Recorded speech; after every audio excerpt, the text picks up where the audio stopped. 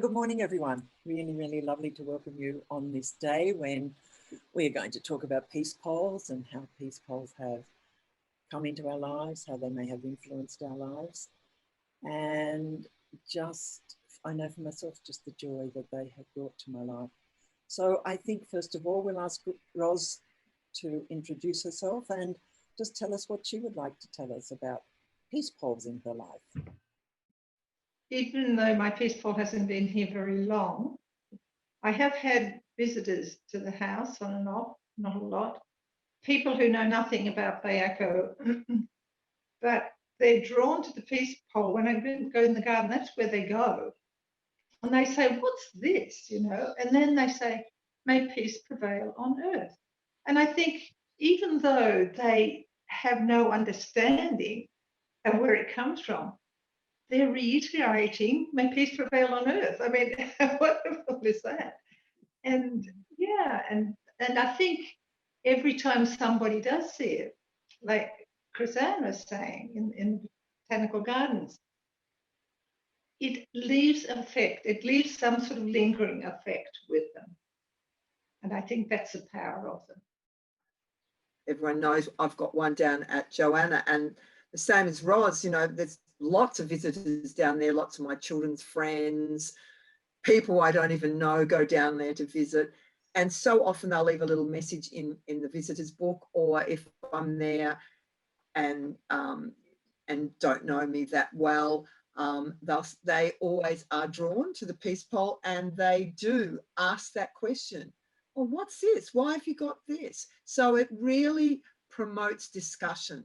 And like you said, Ros, they say the words. Then they say, oh, why is it in other languages? And so it's a way of getting that message across in such a beautiful way, you know?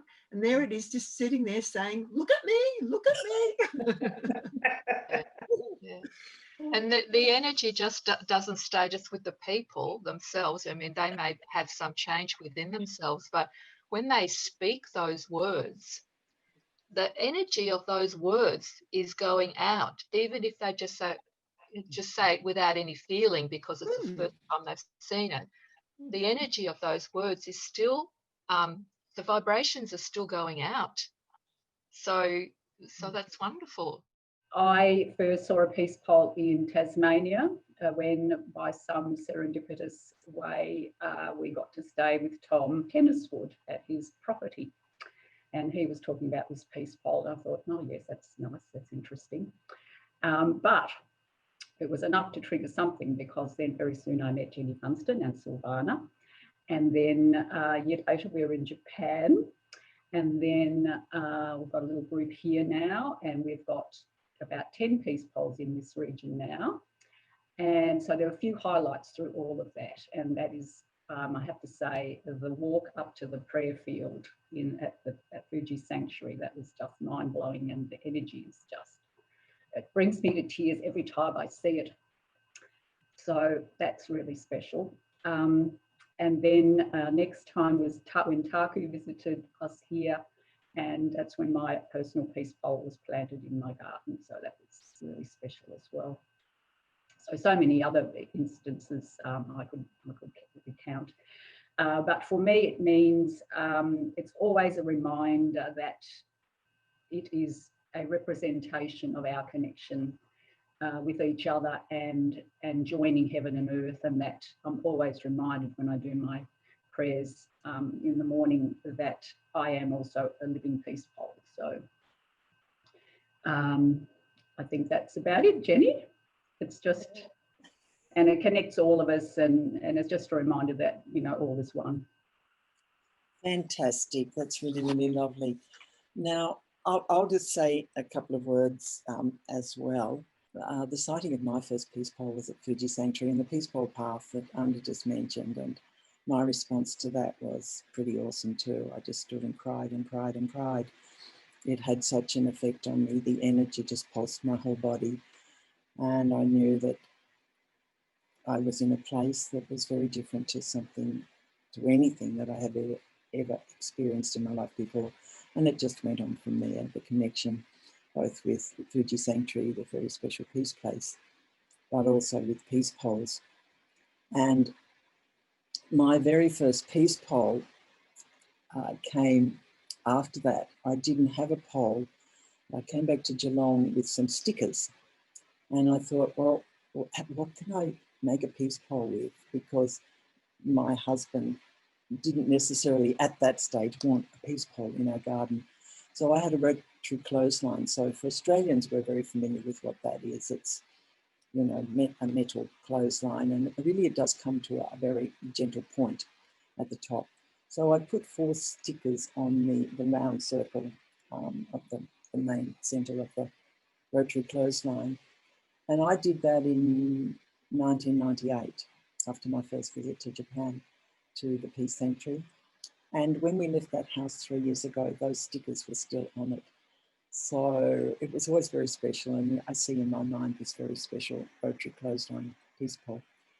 And since then, I have peace poles all over my place, front yard, backyard, little desktop ones, glowing with their energy.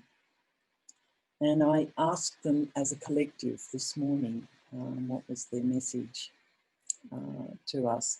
It was very simple. My peace poles are saying, there is always hope in the world if we listen with our hearts. We are the silent reminders that connect you to this memory that only love is real. Therefore, peace is your reality and your birthright. But the peace pole that I have in my garden has the languages of my heritage as well as English and Japanese. And so it really stands as a strong, it just feels so strong in my garden. Everything around it just grows crazy. And it just feels like I'm planted into the earth, into my heritage, and gives me a sense of connection with that heritage, but also with the wider humanity. They are, we could say, the silent sentinels for peace, because they're just pop-ups everywhere, and people can come across them in all sorts of places. And I know I've said to all of you, and I do have a photo somewhere of suddenly finding one at Machu Picchu, and it was weathered and worn. It had obviously been there a very long time, and all the people on the bus with me, they pointed it out to me, said, Jenny, have you noticed? And I hadn't at that stage. And it's what Ros says, and Zan, and I think probably all of us, that people see these and they do read the message. They either read it out loud, or they see it and say it to themselves. And even if someone sees it and takes it in subliminally, it's flowing its energy. I just think they're awesome. I'm just reminded of the day where we had the ceremony at Mary Ann's in Druin, and what a dreadful day it was, and we were all huddled under outdoor cover, and it was just bucketing down.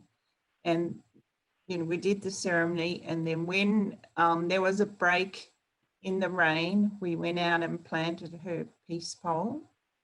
And once it was as soon as it was planted in the ground, a beam of sunlight came down on top of the peace pole. I remember that.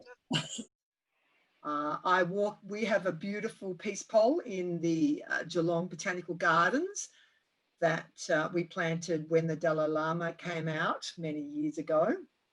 And that's the background there.